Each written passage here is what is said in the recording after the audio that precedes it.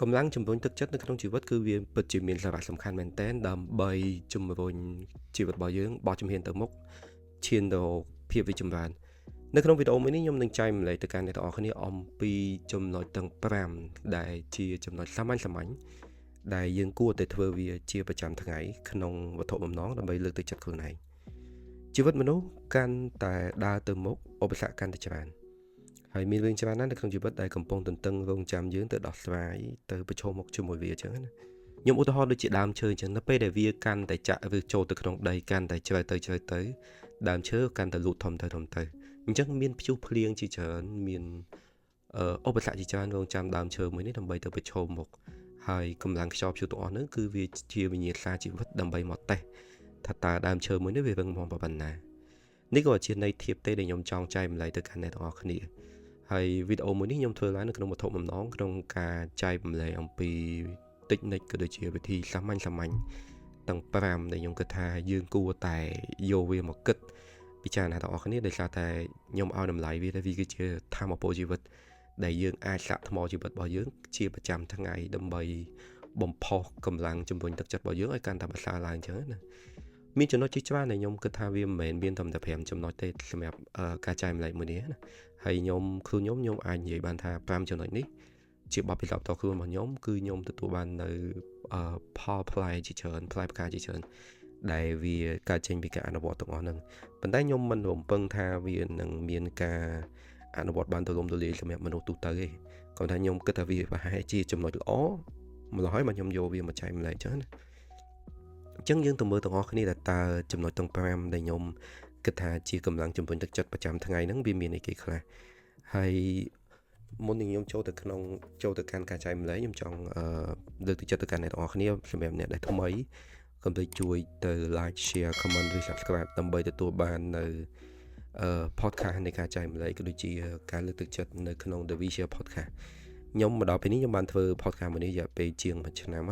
ហើយមានប្រធានបទជាច្រើនដែលខ្ញុំគិតថាខ្ញុំបានធ្វើទៅហើយជាអាចមានសារៈប្រយោជន៍សម្រាប់អ្នកទាំងអស់គ្នាម្ល៉េះហើយសម្រាប់អ្នកដែលថ្មីឬអ្នកដែលអត់ទាន់ធ្លាប់បានមើលវីដេអូពីមុនមកកុំភ្លេចចូលទៅកាន់ channel ហើយទាំងអស់គ្នាចូលទៅកាន់ playlist ទៅវានឹងមានប្រភេទនៃវីដេអូតាមរយៈប្រធានបទរៀងៗខ្លួនណាអូខេអញ្ចឹងកុំឲ្យខាតពេលយើងកុំចាំយូរអីយើងទៅមើលចំណុចទាំងអស់គ្នាថាតើវាមានចំណុចអីគេខ្លះដែលយើងគិតថាជាកម្លាំងជំរុញទឹកចិត្តប្រចាំថ្ងៃមនុស្សយើងទាំងអស់គ្នាបើ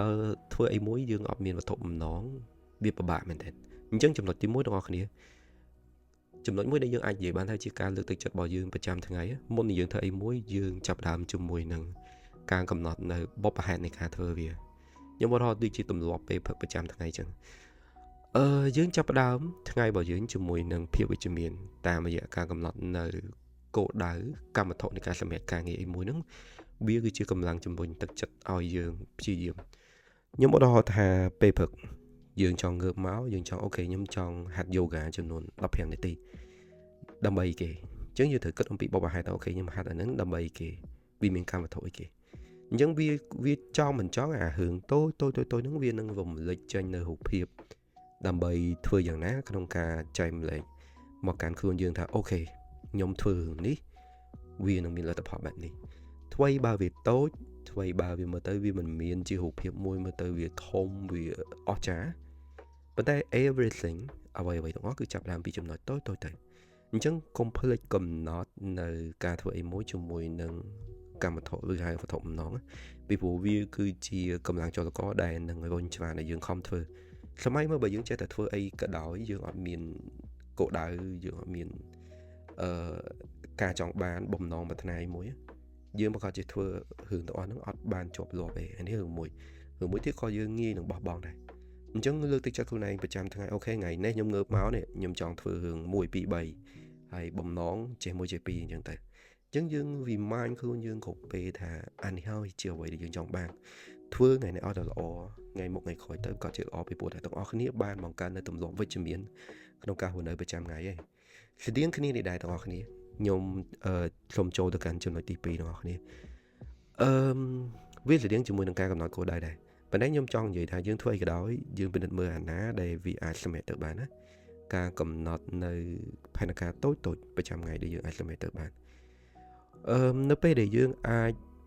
còn nơi càng nghe thôm hay ai khai chơi càng nghe tôi hay càng đã tối càng đã đỏ hay ai sẽ mày việc bán á biết cái chữ cả bao chụp hiện nằm bay bằng cả nơi power play chỉ chờ nơi cái chữ vật bao nhiêu nhóm vậy u tô ai thù vô từ nhóm u tô thà dương trong anh sắp hơi mà các bạn đại vì miền tầm bò là từ pi ở tầm bò nè dương ở thọ miền tầm lọp án mà nói nó bây giờ dương khơi sắp hơi nó cứ dương mẹ bảo ta ô nhóm hot nè nhóm cứ đây nhóm an là chọt tê nhóm vi chuẩn p có mấy tay bây giờ bay chạy dương breakdown vì chia panaka ประจำ ថ្ងៃ nhưng mà đó thật ngày này dương thừa cả an ví hay dương cầm nó ta ok nhóm án màថ្ងៃ20 đồng bùa hay nhóm thời tại chùm neo với bạn chắc là panaka đó tôi mới đi thuê bao vì mơ tới vì mình lôi vì mình là ha vì mình hom huôn ấy bên thấy đó khi dương ít bịa tôi nhưng tới vì là hay vì chỉ à vậy mỗi dương ai sẽ mẹ từ bạn từng dương từng kê sao phía ở thằng đó khi đó mình thay càng nghĩ tôi càng nghĩ thom này tôi bay vì thom bên nào tôi bên nào rồi nó bây giờ dương ai sẽ mẹ bạn á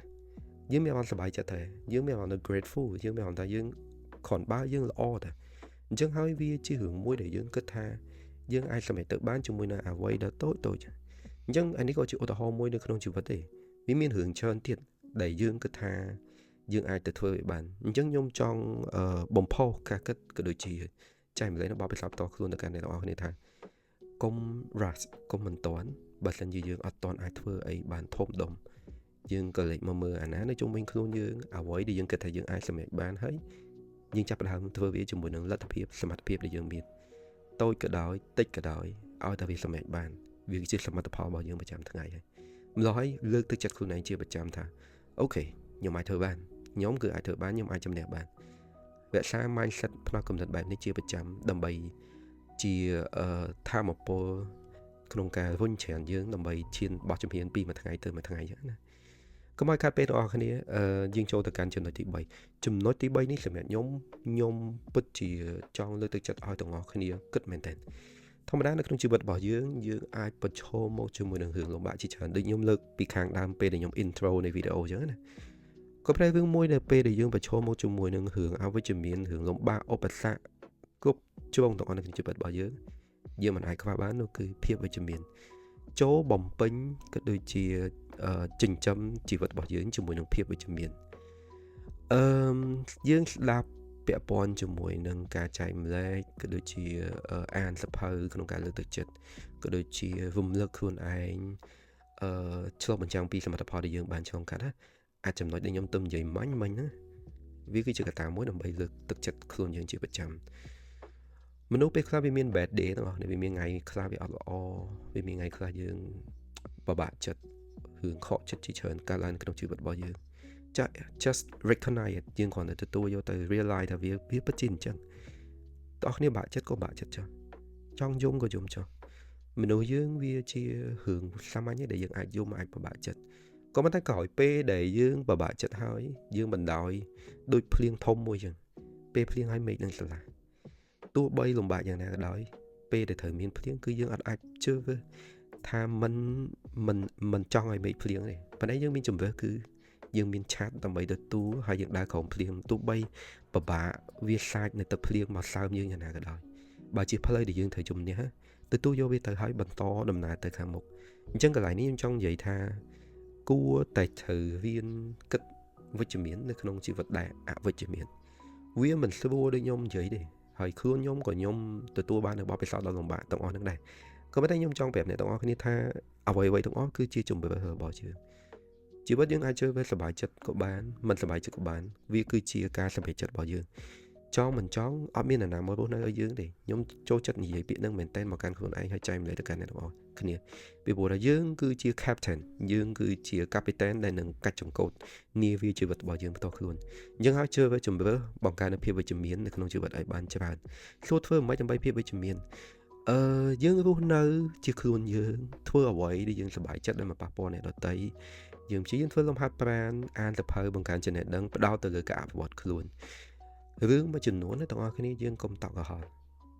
hướng mà chừng nón để việc cả là họ dương ai tập lắp đồ tại tất cả này dương ban thẩm thực căn đáy pe bìa đa từ ngày hàng mốc hay dương chỉ dương chùm nè qua cả lòng bạn tổng on ngày